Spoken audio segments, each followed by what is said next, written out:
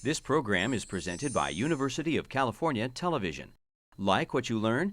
Visit our website or follow us on Facebook and Twitter to keep up with the latest UCTV programs.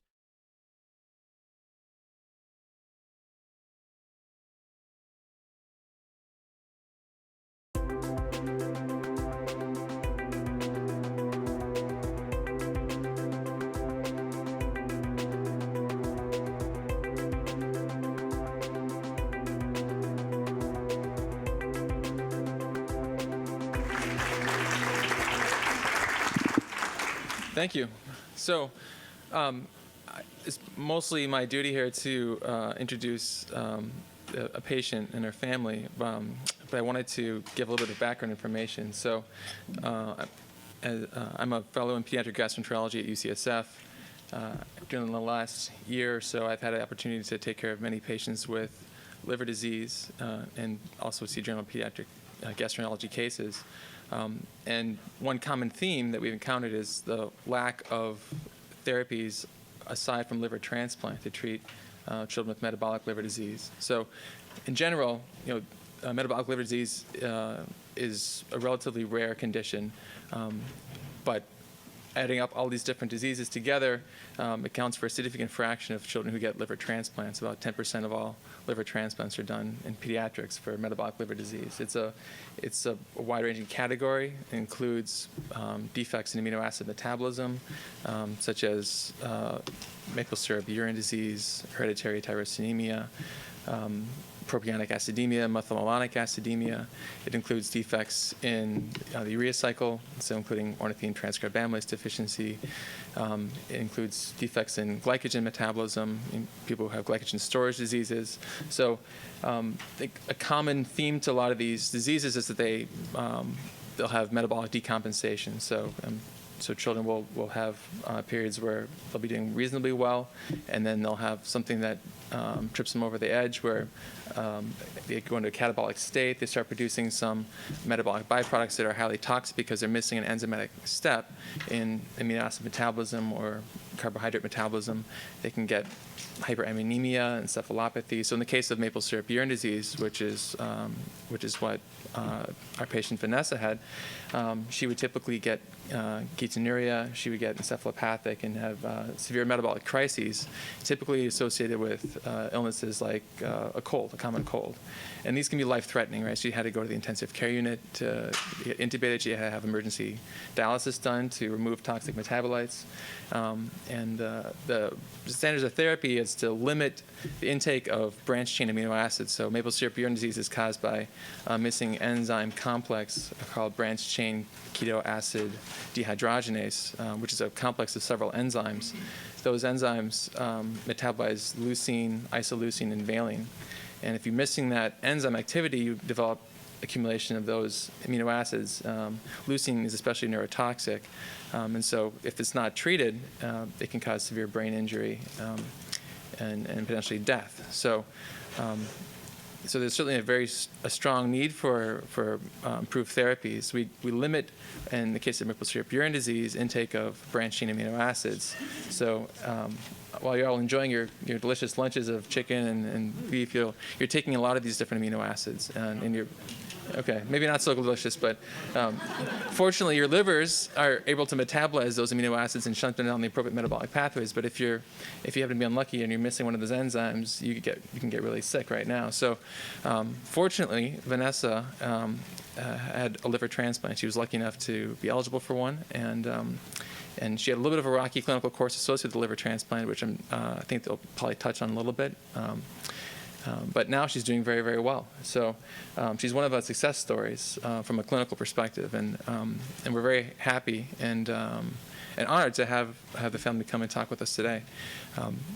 But I think the important thing to remember is that the therapies that we have for these diseases are pretty primitive. We understand the metabolic defects that are involved, and so we can approach those from a biochemical perspective and say, we can limit the substrates that come into these metabolic pathways, but many children still have metabolic decompensations and can have irreversible injury from metabolic decompensation. So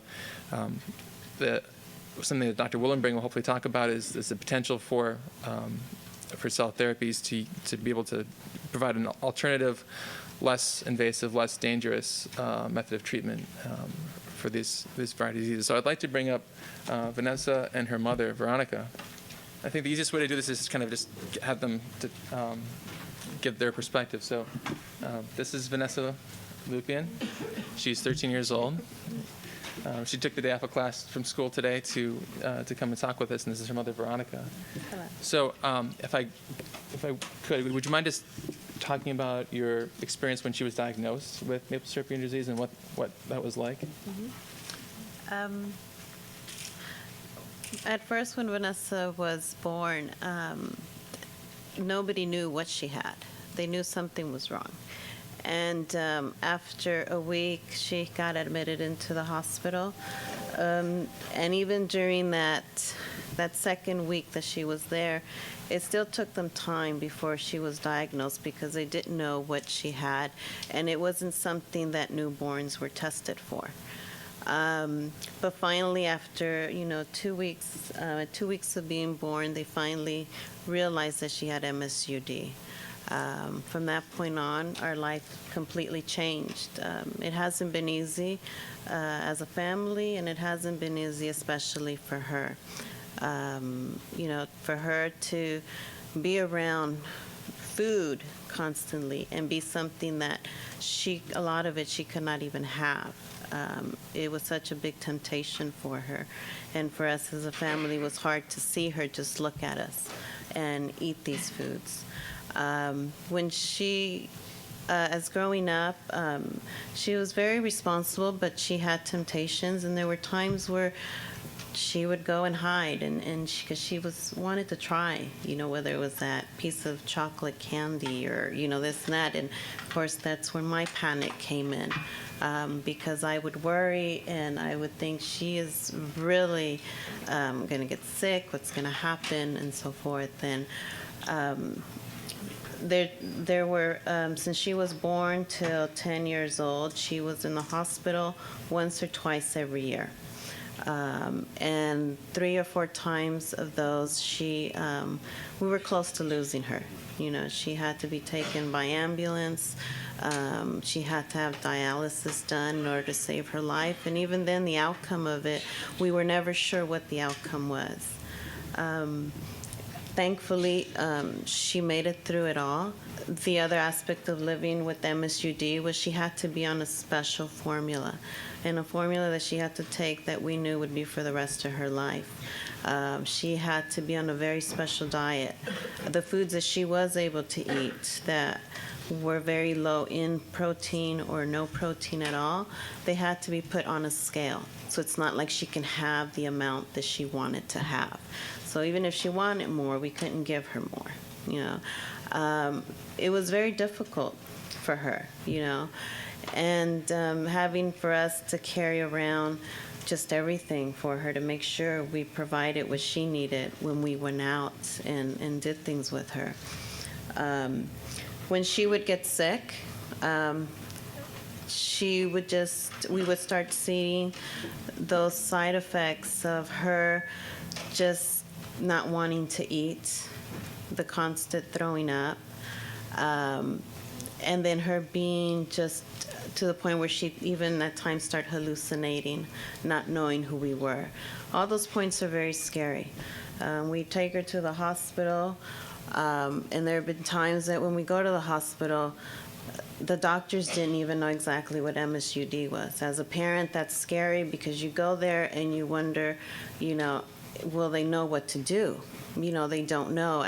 And so I had to be really on top of things and see what they were doing or what the nurses were giving her and so forth, because it could have made her situation even worse. Like intensive care when she's there and everything, and there were times, she's constantly having breathing tubes put down her. Just seeing what she would go through was the hardest thing ever. It's not easy on any parent to see their child go through what they go in at any medical situation. But We finally were told about a liver transplant that could help her be able to eat all these foods that she's always craved. It was a decision that took us a while to decide to do because we didn't know if it was the right one or not. Do we go through this and will she lose her life? You know, do we not go through it, and what if she has metabolic breakdown to where, you know, she has brain damage and it leaves her in a situation where she needs even more care?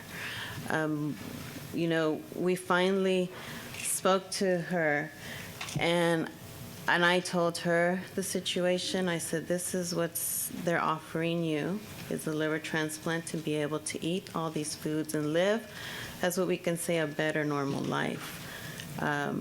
I told her that she would have the say in if she wanted to do this. I didn't want to put her through something that maybe she didn't want to do. She started crying at that point, and I thought, oh my goodness, I told her something maybe she wasn't ready for. And she cried, and I was like, I'm sorry, maybe I shouldn't have told you. It's like, why are you crying? She goes, Mom, it's the happiest day of my life. She said, I can't believe I'm going to finally be able to eat all the things that I've been wanting to eat. The things that I would just either touch or smell, because that was my only way of knowing, you know, what it was like. So I finally made that call and told them that we were going to go through with it. She got the call that one day that there was a liver for her. We went in. She was scared, but she was very calm about it. And we thought this, you know, this is going to work. This is going to happen for her. She had her liver transplant in March of 2010. And within a month, we started seeing complications with her. One thing after another was going on with her, that we would go home and then they would tell us, no, you need to come back, this is going on. She ended up having, in 3.5 months that she spent in and out of the hospital after that first transplant, she had 4 surgeries, 4 major surgeries, and she ended up having 2 liver transplants. The second one was in June of 2010. Thankfully, after that second liver transplant, she did better. And even after that one, I think it took some time for her to even adjust to being able to eat all these new foods. When you see your child, or anyone for that matter, go to this restaurant, and for her it may feel like the very first time, and to see a menu and to look at all this food and sometimes not even know what all this food is because she's never even had it or even really heard of it. It's one of the greatest things, and it's something that a lot of us take for granted, you know. So for me, this is what we've been going through. Thankfully now she's doing well, and you know, she goes to school full time now, and I'm, you know, really happy with the way things are now. Thank you very much. So, Vanessa, what's your favorite food to eat?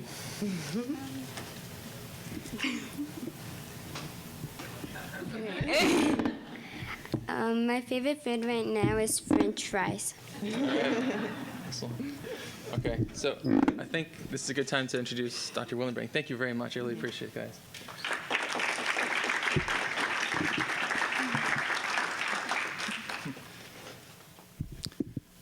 Yeah, that was great. I don't think I can follow that, but I'll just give it a try. My name is Holger Willenbring. I'm also at UCSF like Andrew. Andrew is in my laboratory in the Eli and Edith Broad Stem Cell Center at UCSF. I'm an associate professor in transplant at UCSF Department of Surgery. And I have devoted, I think, the last 15 years or so of my career to liver research, and in particular to liver cell therapy or liver stem cell-based therapies. As we heard, and I think as it's pretty obvious when we look at Vanessa, liver transplantation as a treatment for metabolic liver diseases or liver diseases per se works, really well. So you may ask yourself, so why is that guy walking up to the microphone right now and talking about or trying to push the idea of spending money and effort on developing stem cell-based liver cell therapies?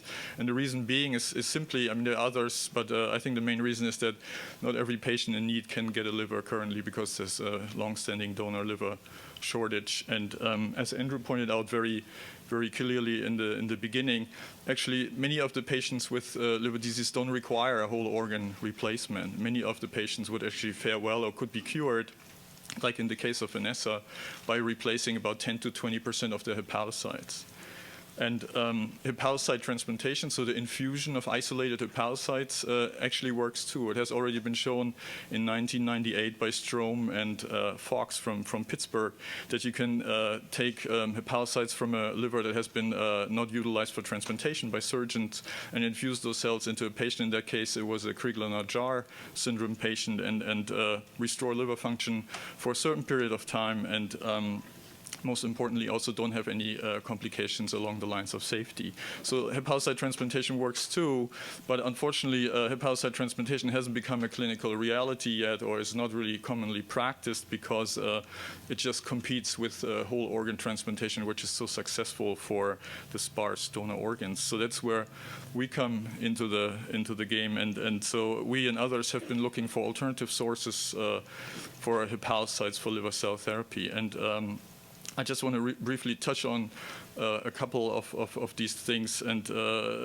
this is meant to maybe update you on the status of the field and along the lines what I think are critical requirements for any of those surrogate hepatocytes, those hepatocytes derived from alternative sources, to be providing to be considered to be effective or enabling successful liver cell therapies.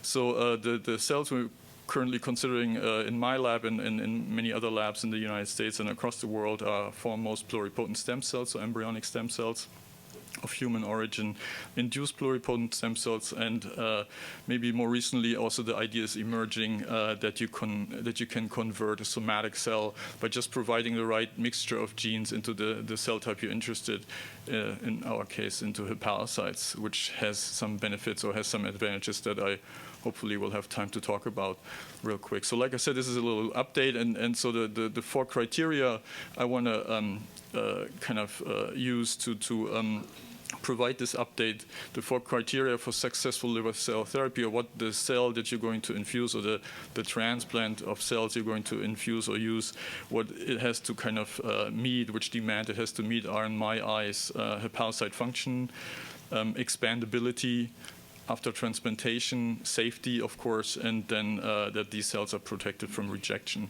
So with regards to hepatocyte function, I think that's probably the most important criterion in this context. I think we've come a long way since the early days, and most of the data, most of the experience exists really with human embryonic stem cells. So we are using, like so many other labs, approaches that are mainly informed by how normal mouse development is orchestrated. So the growth factor knowledge we have is really derived from earlier studies in that model system. And we are involved in a collaboration with Mark Zern at UC Davis, which is funded by CIRM, by a CIRM Early Translational 2 grant, with the goal to develop the therapeutic potential of human ES cell-derived hepatocytes.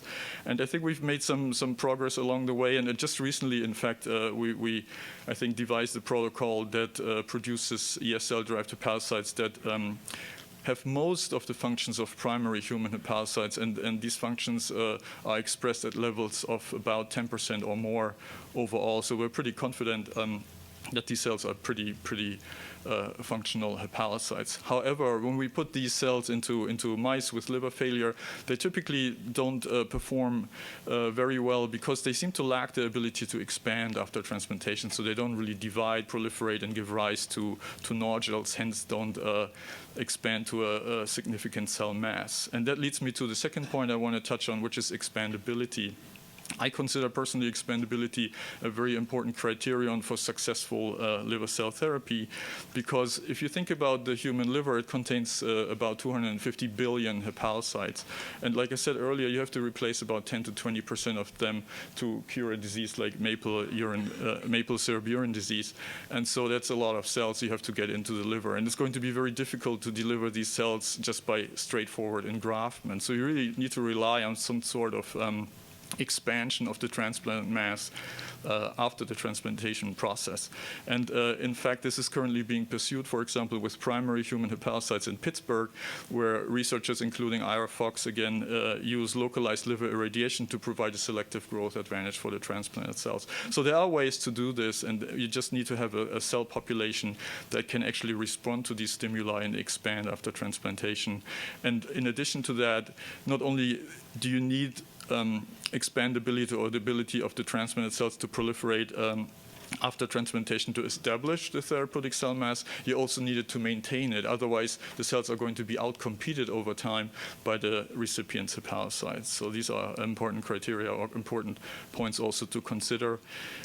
And the third point I want to touch on, or maybe I just want to briefly say from our experience or work in our lab, we think that we kind of might have found a way to provide this kind of ability, or to have this ability to expand in the transplanted cells by just dialing back a little bit the differentiation. So it's really about finding the right balance between therapeutic hepatocyte function and retaining the ability to differentiate, which seems to be lost if you take the cells too far.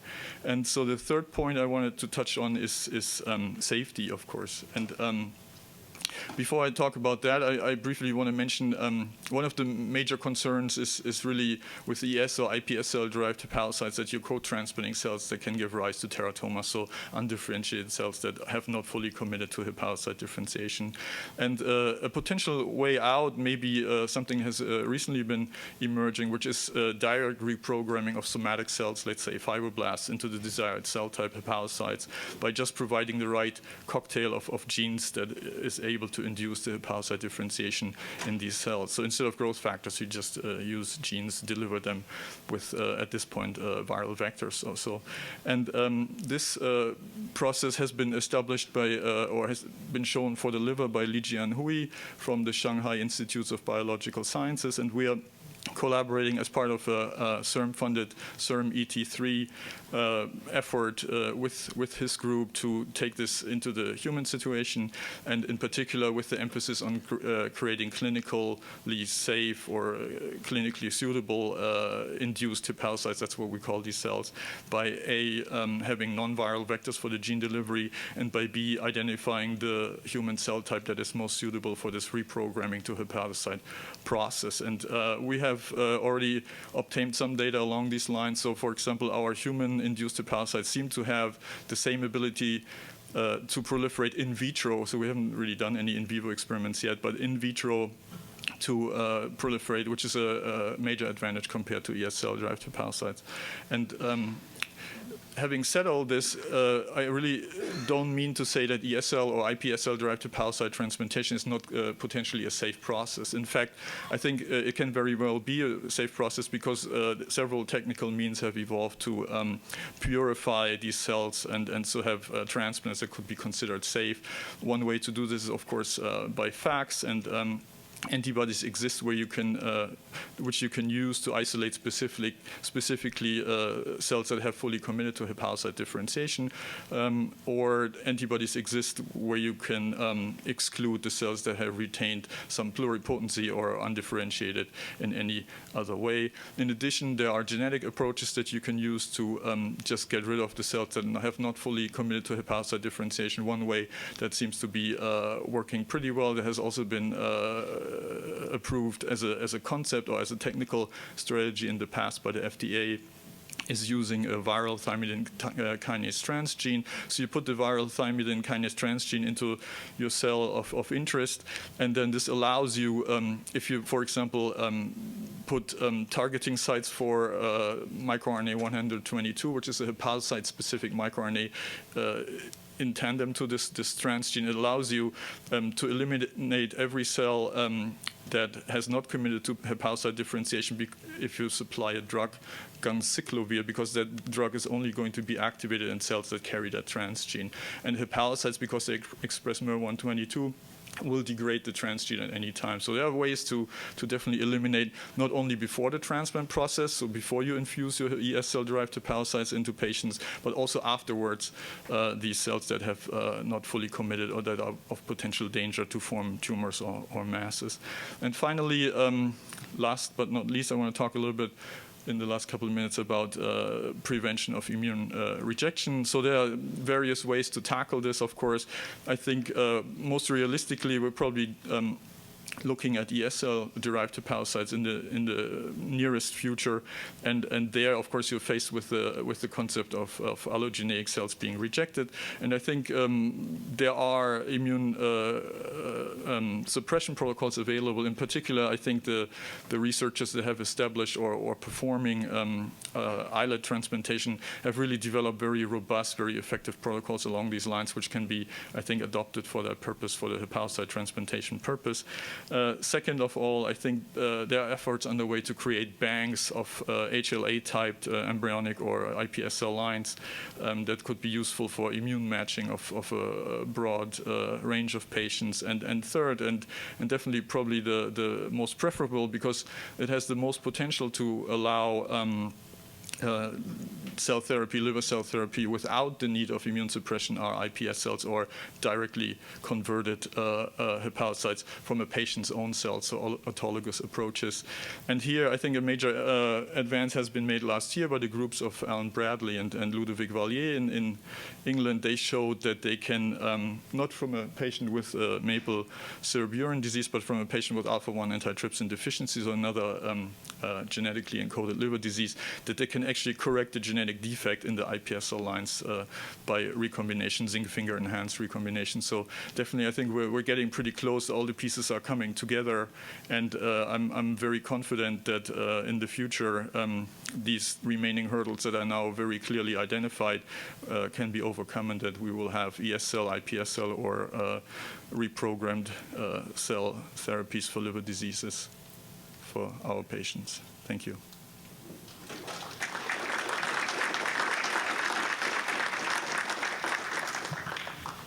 Thank you, Dr. Willenbring. Any questions? Dr. Lubin. That was a wonderful presentation. Just out of curiosity, if a section of the normal liver is removed, doesn't the liver have an enormous amount of regenerative capacity? Right. And so why, when you put in some other, why can't that be conferred on other cells, or what's the mechanism of that? It's absolutely correct, but they just have an equal kind of ability to proliferate. So if you put in some normal cells into a normal person's liver, the ability to divide is equal at best for the transplanted cells. So you will not have an overgrowth phenomenon, which you need to enhance the amount of transplanted cells. So let's say, realistically, you can maybe deposit 1 billion cells or so in a human liver, even with several infusions or so, but you need to reach maybe 25 billion or so you need a competitive growth advantage. And you can only achieve that if you kind of slow down the cell cycle of the recipient hepatocytes, which you can do, for example, with localized liver irradiation. Dr. Fine. Can you see the day when antenatal diagnosis could be made and there could be a window of immune tolerance where, in fact, one could get cells into the, almost into the late fetus, in which case, essentially, the disease could be cured without the need for immunosuppression? I'm certainly no expert in immunology, but I definitely know also from efforts underway at UCSF along these lines, like prenatal transplantation, in that case with hematopoietic cells, that this is definitely a very promising avenue to achieve engraftment without the need for immune suppression, yeah, for sure. Ms. Gibbons. If it's okay, I have a question for Vanessa. Vanessa, first of all, thank you for making the supreme sacrifice of cutting class and being here with us today, bringing your mom and dad along. Very, very generous of you. You're quite the warrior, and you've been through a lot. You've faced a lot. You must have a lot of courage. It's obvious you're really brave. What do your friends know about your transplant? And, you know, are you at school, do they know, oh, that's the girl with the new liver? Or what do they know about it? They just know that I'm the one that had the transplant, and that, like, they have to be sometimes careful still. So, and like, sometimes I could be very sensitive to what they say, you know.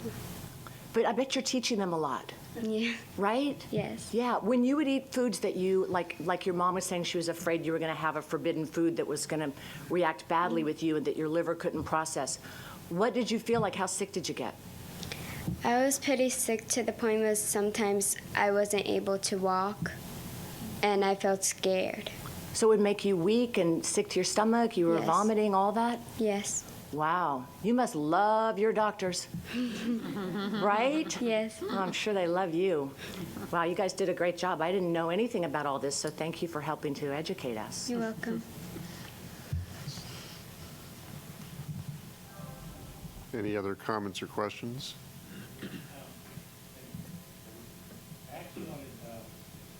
Mic on, Mr. Sheets. I just wanted to ask about some of your other work. You recently published on cholangiocarcinoma. And just a sense, I mean, it was very interesting work. What is the therapeutic kind of timeline? It seemed like you'd actually identified a lot of the cause of that disease. Relatively rare liver cancer. You mean for the cholangiocarcinoma? okay. Okay, you just published. I think you published on that about Yeah. 6 months ago. Yeah, 3 months we ago. showed that hepatocytes can give rise to biliary cancer, which is kind of surprising, but maybe not because they're developmentally related. So both hepatocytes and biliary cells originate from the same progenitor in utero. And I think, I guess our findings are fairly preliminary, but they highlighted two new signaling pathways in the process, so we were able to induce this, to create the cancer, basically. And those signaling pathways are now pursued by a collaborator, I think, together with Genentech, whether or not those could be new therapeutic targets for that disease, for which basically there is currently no cure other than surgery. Now I'm aware of that, and if you're late stage, there's nothing, and there's no drugs. Right. How would one keep up with what's going on with that? I mean, does it seem like that they might identify a druggable target and potential Well, therapies? they're definitely working on it. So they're actually already testing drugs that. So the beauty is that drugs already were available for AKT and Notch signaling at that company, and so they're already testing these. I heard in the mouse model. And this is at Genentech? Yeah, Genentech has the drugs, and our collaborator, her name is Xin Shen. She's at UCSF. Could I maybe follow up with you on that, maybe? Yeah, absolutely. Outside the meeting. Dr. Stewart. Could I ask you to briefly summarize the way that CIRM funding has sort of helped all this along in your lab in particular? I think my lab would be belly up without CIRM. No, that's of course a joke, but no, I like somebody said in the beginning.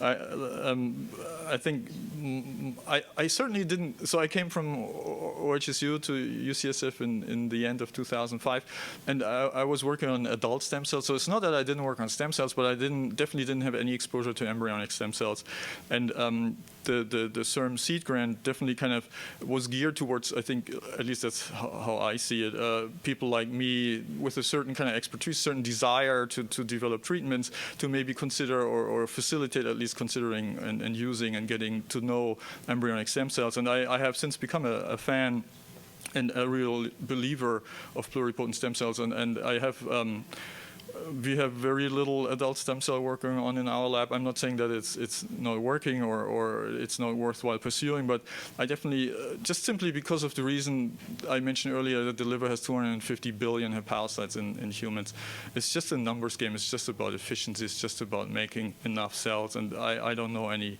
adult stem cell that can pull it off. So that's how we got into that, and that's kind of one thing led to the other. And I'm actually very grateful that I haven't seen any patients for 10 years, but I haven't been a pediatrician myself like Andrew, that I have an opportunity maybe to, within my career, also see this come to fruition and being applied in patients maybe in a not so far future. Dr. Duliege? Yes, thank you. You have very nicely highlighted all the challenges and the various pieces of the puzzle that you try to move Right. ahead. Of all of these, what is your hope for the next breakthrough? What will be the next key milestone that you hope to reach and will get closer to your goal of helping patients directly? So I think the next breakthrough is really kind of what I alluded to a little bit. So in my field, we are blessed and cursed at the same time with mouse models that are very unforgiving. So either the cells can do it or they can't. And so I think the field is just basically waiting for somebody to have the right protocol, like I said, where the cells are mature, they provide therapeutic function, but they retain the ability to expand and repopulate that mouse's liver. And I think when that has been achieved, we're ready to go really quick towards application. But everybody is kind of really waiting for that. It's going to happen. I think there's signs now, and like I said, we have data also along these lines, and it has been a while. I mean, Bill has been working on this now for 5 years or so, but I think it's going to happen pretty soon. Congratulations, then. Thank you, Dr. Willenbrink. Thank you, Dr. Grimm. And thank you, Veronica, Vanessa. We like French fries, too. So thank you very much.